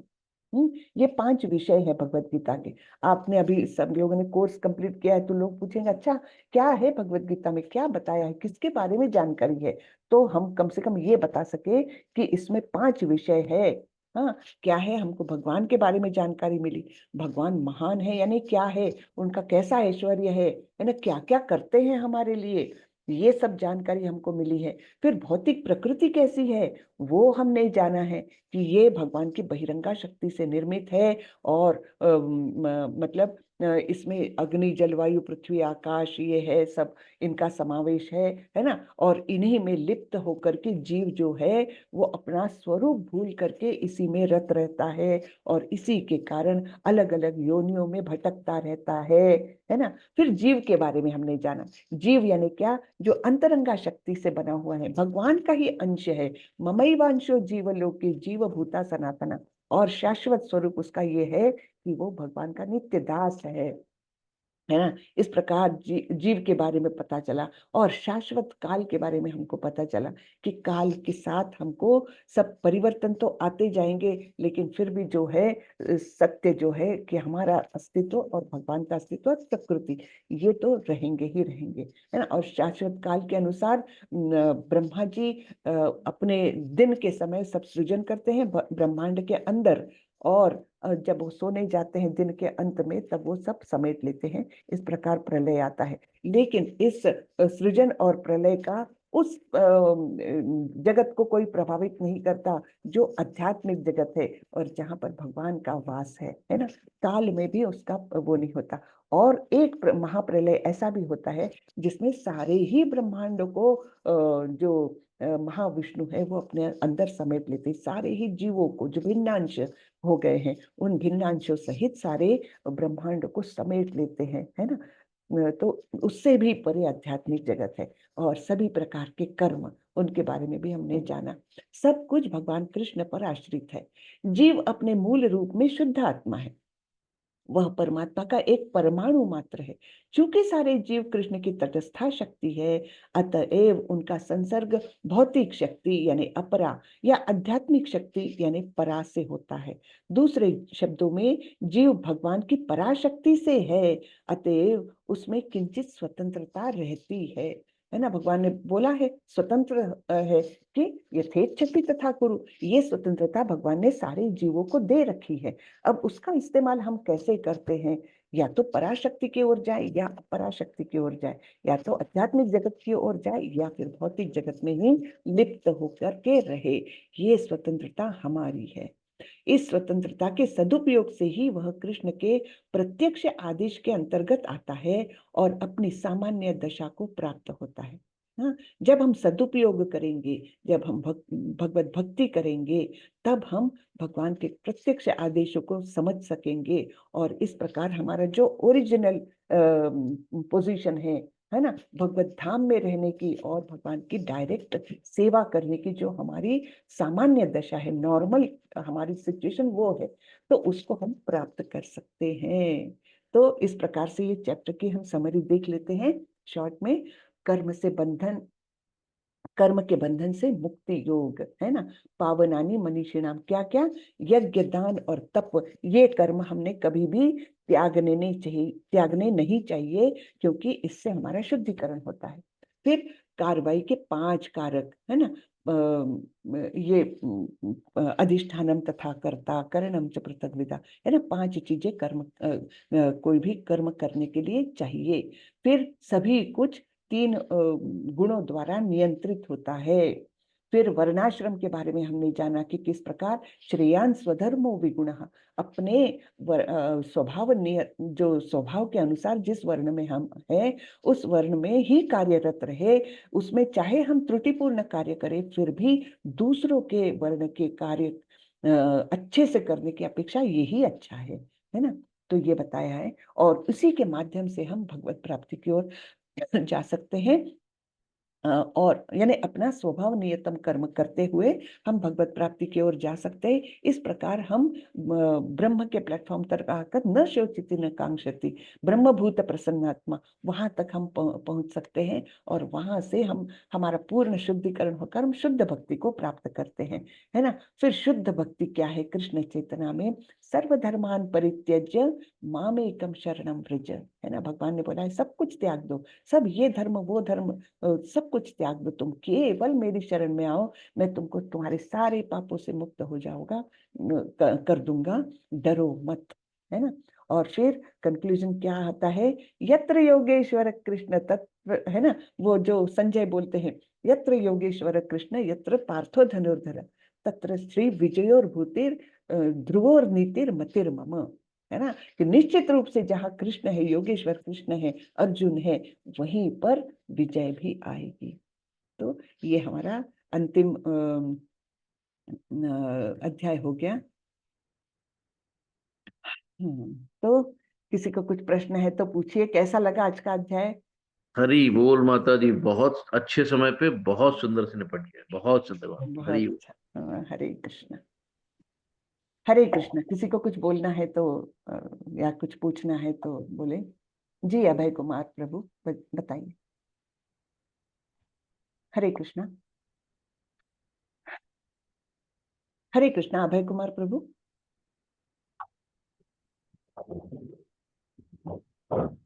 आप अनम्यूट कर सकते हैं। हरे कृष्ण। हरे कृष्ण जी। हरे कृष्ण माता जी। जी माता जी, आपने जो गीता जी का अध्ययन करवाया है उससे माइंड एकदम फ्रेश हो गया है, बिल्कुल हल्का महसूस कर रहा हूँ बहुत। बहुत अच्छे प्रभु, बहुत अच्छे, धन्यवाद जी बहुत। माता जी, मेरा एक प्रश्न था लेवल 2 से लेके। जी माता जी, कल मैंने लिंक के द्वारा लेवल 2 ज्वाइन तो कर लिया है, बट जिस सदाचार वाला मेरे को लिंक अब उसी से ही लेना पड़ेगा? क्षमा माता जी, आप बताइए। हरे कृष्णा, क्षमा माता जी। जी माता जी, जी जी जी। हाँ प्रभु जी, जो ग्रुप में आपने ज्वाइन किया है ना, सदाचार वाले ग्रुप में, उसमें जैसे हम डेली लिंक डालते हैं ना, जी उसी तरीके से आपको सैटरडे को और संडे को लिंक आएगा नहीं, लेकिन क्लास वो का। बोल रहे हैं जी। ज्वाइन नहीं किया है उन्होंने सदाचार ना, उन्होंने नॉर्मल अच्छा, लेवल ऐसे बोल रहे हैं ना कोई शायद। बात नहीं है ये प्रभु जी, आप वो ज्वाइन कर सकते हैं, ऐसा कुछ नहीं है। आप फिर दोबारा से फॉर्म हाँ फिल करके हाँ। दोबारा फॉर्म फिल जी कर दीजिएगा, तो फिर आप जी ग्रुप में ऐड हो जाएंगे सदाचार वाले में भी। जी। माता जी, लेवल 2 का ग्रुप अलग रहेगा, सदाचार का अलग रहेगा? अलग जी रहेगा। प्रभु जी, जी जी। माता जी। माता जी, हरे मैं कृष्णा माता जी। सभी माता जी, बहुत अच्छा लगा गीता जी का ज्ञान लेके। जी हरे कृष्णा, बहुत सुंदर ज्ञान है और हम सब लोग भाग्यवान है कि भगवत गीता से जुड़े हैं, है ना। हरे माता कृष्ण जी, सभी वैष्णव माता भक्तों जी को। आपका नाम माता जी जान मैं बस सकते हैं? एक बात बोलना चाहूंगी। आ, एक मिनट माता जी, अभी आपका प्रश्न लेंगे। मैं सभी भक्तों से ये प्रार्थना करूंगी कि सभी लोग दोनों कोर्सों को ज्वाइन करें।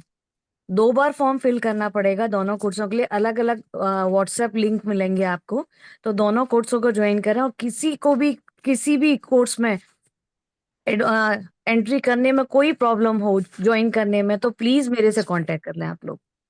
लेकिन कोर्स दोनों ज्वाइन करें, कोर्स बहुत अच्छे, दोनों भी ज्वाइन फ्री ऑफ करें। कॉस्ट हैं।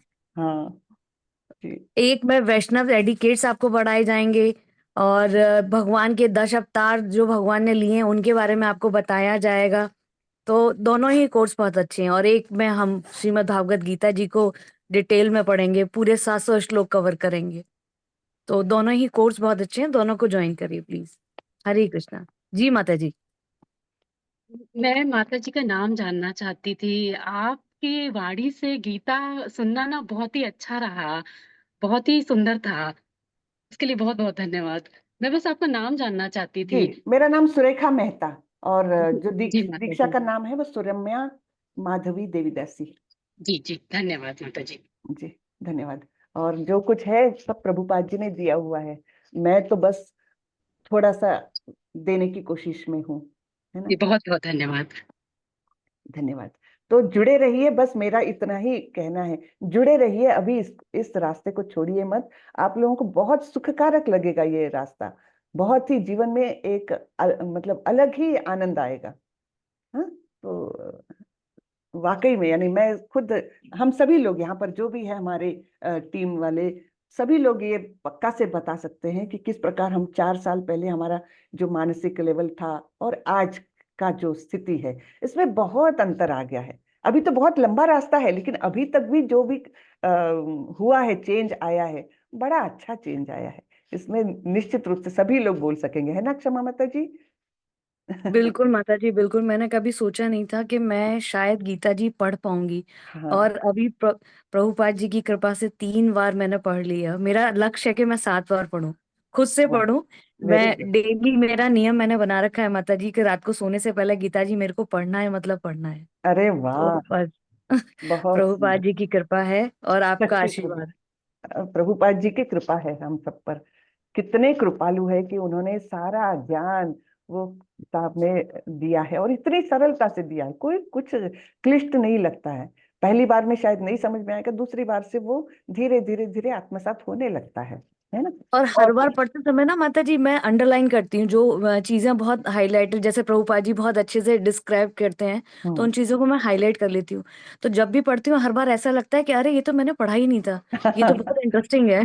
हाँ, तो बहुत बहुत ही आनंद आता है वो पढ़ने सही में। में, सही में, सही में। और हमारी सारी लाइफ की जितनी भी प्रॉब्लम्स हैं, जितने हम्म, भी प्रश्न हैं जीवन के, सबका सोल्यूशन श्रीमद् भागवत गीता में है। बस बस, कोई भी बिल्कुल। परेशानी हो, बस चैप्टर खोलो और पढ़ लो, तो हाँ, आप कहीं ना कहीं आपकी लाइफ से कोरिलेट करेगा वो, कहीं बिल्कुल ना कहीं। बिल्कुल। बिल्कुल सही बोला माता जी, बहुत ही अच्छा बोला आपने, बहुत ही अच्छा बोला। कि कोई भी समस्या हमारे सामने हो, हमको उसका जवाब जरूर मिलेगा उसमें, जरूर से मिलता है भगवत गीता में। हरे कृष्णा। कंचन हरे माता जी, कृष्ण माता जी। कंचन माता जी, आपको कुछ पूछना है। हरे कृष्ण माता जी कोर्स के बारे में थोड़ा पता करना था कि जो अपने लेवल 2 का है तो इसमें भगवत गीता के श्लोक हुआ करेंगे और ये बुक रीडिंग हुआ करेगी क्या रोज एक मैं बार? करूंगी, मैं ही करूंगी। यानी कैसे बुक रीडिंग, कैसे कि एक एक श्लोक तो लेते जाएंगे, लेकिन कभी कभी बीच में थोड़ा तो भी एक आध पैराग्राफ में पढ़ लूंगी, जिससे कि आप लोगों को उस भगवत गीता के बारे में और जानकारी मिले कि किस प्रकार से प्रभुपाद जी ने एक्सप्लेनेशन दिया है, आप लोगों की भी रुचि बढ़े उसके प्रति, इसलिए मैं पढ़ूंगी। है ना। तो माता जी ऐसे कंटिन्यू रहेगा सुबह 6 बजे से रोज? जी, 6 बजे। सैटरडे संडे नहीं लेंगे, ब्रेक ले लेंगे सैटरडे संडे। ओके। जय श्री कृष्ण माता जी। हरे कृष्ण जी। जी, recordings if I want to listen again, recordings मिलेगा गुरु जी? मिलेगा आपको। क्षमा माता जी से कांटेक्ट कर लीजिएगा, वो प्लेलिस्ट है अपनी यूट्यूब पर, तो क्षमा माता जी वो दे सकेगी आप लोगों को। जी माता जी, प्रभु जी आप मेरे को मैसेज कर दीजिएगा, मैं प्लेलिस्ट का आपको शेयर कर दूंगी लिंक, तो फिर माता जी की जितनी भी क्लासेस है ना, सबका लिंक आपको मिल जाएगा। धन्यवाद माता जी, धन्यवाद। हरे कृष्णा। हरे कृष्ण। चलिए वो और बंद किसी लेके का? ज्वाइन कर लिया। हरे कृष्णा, सभी लोग ज्वाइन कर ले। अगर किसी को कोई दिक्कत है तो अभी कर लीजिए, अभी हम ऑनलाइन करा देते हैं अगर दिक्कत होती हो तो। और अगर बाद में करना है आप लोगों को तो क्षमा माता जी की हेल्प ले सकते हैं, बहुत हेल्प करती है क्षमा माता जी, हर एक को हेल्प करती है। तो अगर दिक्कत आती है दोनों कोर्सेस में ज्वाइन करने की तो उनसे मार्गदर्शन ले लीजिए, ठीक है। हरे कृष्ण माता जी। हरे कृष्णा जी माता प्रभु। जी, इसमें जो बताया आप मतलब भगवान की भक्ति करना, कृष्ण मतलब के ऊपर मतलब अपना केंद्र, अपने को शरणागति लेना, सरेंडर करना, जी तो ये मन में बात आती है लेकिन व्यवहार में क्यों नहीं आती? आएगी ना प्रभु, धीरे धीरे आएगी। अभी तो हमारे अंदर इतना मैल भरा हुआ है, वो मैल धीरे धीरे जाएगा, वैसे वैसे हम ज्यादा भक्ति में आते जाएंगे, तब हमारा मतलब शरणागति भी हमारी बढ़ेगी, है ना। ये तो हमारे अंदर तो इतना कल्मश है, कैसे अभी आएगा? अभी नहीं आ सकता, उसको टाइम लगता है, लेकिन आएगा। अगर उस रास्ते पर ही चलते रहो आप, निश्चित रूप से एक स्थिति ऐसी आएगी कि हम पूर्णतः डिपेंडेंट हो जाएंगे भगवान पर, कि अपने आप को एकदम आधारहीन समझ करके एक छोटे बच्चे के समान हम भगवान के चरणों में गिर जाएंगे। ऐसा वो आएगा, समय आएगा, उसके लिए टाइम लगेगा लेकिन। जी माता जी, थैंक यू माता जी। हरे हरे कृष्णा। कृष्ण माता जी, मैं एक्चुअली क्षमा माता जी से बात करना चाह रहा था। जी। वो एक्चुअली मैं तो रजोगुनी आदमी, कुछ भी मतलब रिटर्न चाहता हूँ ना, तो मैंने जो क्वेश्चन किया था नंबर पाने के लिए, माता जी ने इतना अच्छा ज्ञान दिया कि मैं बोला कि देखो, हम क्या नंबर के बात, पीछे भागते हैं, अब माता जी मेरे को कृष्ण भक्ति में जोड़ने के लिए पूरा ज्ञान दे रही है। अरे वाह वाह वाह, बहुत अच्छी बात बोली क्षमा माता जी, बहुत हरि बहुत बोल प्रभु धन्यवाद। जी, हरि बोल। क्या आप नहीं प्रभु जी, इसमें ही आपकी जो सोच है ना, ये भगवान की देन है, हम्म। हमारा कुछ भी नहीं है। माता जी, आपका आपने प्रयास है इतना माता जी, आप सोचा, ऐसे ये नहीं क्या, कर सकते। ये आपने जो गॉड गिवन। प्रयास किया उससे मैं बहुत प्रभावित हुआ, जो कि आप कितना प्रॉम्प्ट रिप्लाई देती हैं। हम्म। जनरली क्या है, लोग मतलब थोड़ा टाइम लेते हैं, लेकिन आपने बिना टाइम कमाए ले दिया था रिप्लाई, तो मेरे को बहुत अच्छा लगा धन्यवाद था। प्रभु जी, धन्यवाद प्रभु जी। हरे कृष्णा, जी, हरि बोल, हरे हरि कृष्ण, बोल। थैंक यू हरे क्षमा हरे माता जी, आपका सपोर्ट मुझे बहुत ही, मतलब मैं बता नहीं सकती, नहीं तो मैं कुछ भी नहीं जानती हूँ इसके बारे में, जो आप सब गाइड करती हो, तो बहुत बहुत माता जी, धन्यवाद। आपके साथ ना सेवा देने में एक अलग ही आनंद आता है, सच में माता जी। मैं तो ये वीना माता जी को भी पता है कि अगर आपकी क्लास है तो वो सबसे पहले मुझे एडमिन बना देती हैं। तो उनको पता है कि आपके साथ मेरा कोऑर्डिनेशन बहुत टच वुड, पर जी कृष्णा जी की कृपा है, जी तो जी। बिना कहे मेरे को आपकी सेवा मिल जाती है। वाह बहुत अच्छा। हरे कृष्णा हरे माता कृष्णा जी। माता। हरे कृष्णा जी। माता जी की रिकॉर्डिंग क्या सबको मिल सकती है क्या माता जी? आप लोग कैसे क्षमा लोग? माता जी से ले लीजिएगा, हम ओपन ग्रुप में नहीं डालना चाहते, क्योंकि आजकल हमने देखा है कि उसका दुरुपयोग भी हो रहा है। तो जो इच्छुक है सुनने के, आप क्षमा माता जी से ले लीजिएगा, आपको मिल जाएगा। ठीक है माता जी। हरे कृष्ण। हरे कृष्ण माता जी। हरे कृष्णा जी। ये नए लोगों को जोड़ने के लिए लिंक कौन सा भेजना पड़ेगा पहले? मुझे समझ में नहीं आया प्रभु आपका प्रश्न, थोड़ा सा धीरे और जोर से। नए लोगों को जोड़ना है शुरुआत से, तो उनको कौन सा लिंक भेजना है वो भेजिए।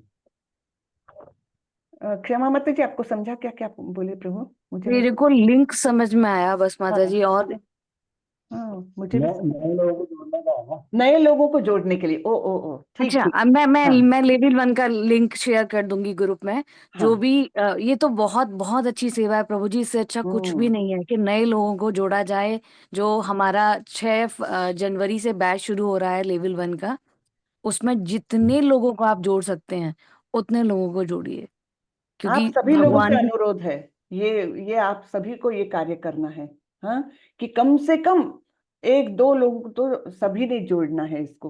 तो देखिए धीरे धीरे धीरे आपको भी आपके परिवार में परिवर्तन लगेगा, जब आपके बच्चे या आपके परिवार के अन्य सदस्य इसमें जुड़ेंगे ना, तो आप देखेंगे कि आप में तो परिवर्तन आ ही रहा है, दूसरों में भी आ रहा है, और इस प्रकार एक घर का वातावरण ही अच्छा हो जाता है।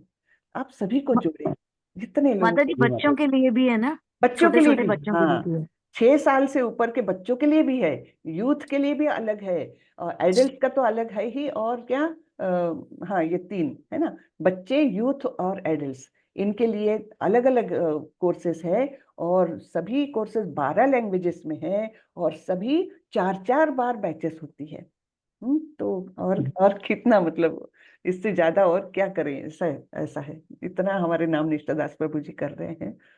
तो आप लोग जुड़े रहिए, दूसरों को जोड़ने की कोशिश करिए।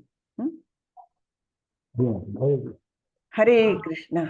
तो चलिए, आज हम 7:30 हो गए हैं, आज हम यही, बहुत देर हो गई वैसे, यही खत्म करते हैं। कल से मिलेंगे लेवल 2 के लिए। सभी लोगों को आना है, हाँ, और जरूर से आना है और दोनों कोर्सेज ज्वाइन करना है, हाँ, जो हमारा भक्ति शास्त्री वाला जो है वो और सदाचार दोनों भी। वाचा कल्पतरुभ्यश्च कृपा सिंधुभ्यैव च पतितानां पावनेभ्यो वैष्णवेभ्यो नमो नमः। अनंत कोटि वैष्णव वृंद की जय, श्रीला प्रभुपाद की जय। हरे कृष्ण। और एक बात मैं पूछना चाहूंगी, किसी को कुछ सजेशंस हो इसको कैसे हम इम्प्रूव कर सकते हैं तो आप अभी बता दीजिए, थोड़ा सा हम भी इम्प्रूव करें, या कैसा लगा कोर्स ये भी बता दीजिए शॉर्ट में। तो चलिए हम फिर क्लोज करते माता जी कोर्स तो बहुत अच्छा लगा, हैं जी। और हम लोग खुद आप पे उंगली पकड़ने वाले हैं, हम लोग क्या सजेशन देंगे? नहीं नहीं, ऐसी बात नहीं। सजेशन दे सकते कि कभी ऐसा लगता है ज्यादा फास्ट हो रहा है या कुछ समझ में नहीं आ रहा, वेग हो रहा है, ऐसा तो नहीं ना? माता जी कैसा अनुवाद बहुत अच्छा लगा, मतलब ऐसा लगता है सब काम छोड़ के पहले ये सुनना चाहिए। बिल्कुल बिल्कुल सही में। चलिए ठीक है, ओके। हरे कृष्णा। हरे कृष्णा माता हरे जी। कृष्णा माता जी, दंडवत हरे प्रणाम। कृष्णा, दंडवत प्रणाम। हरे कृष्णा।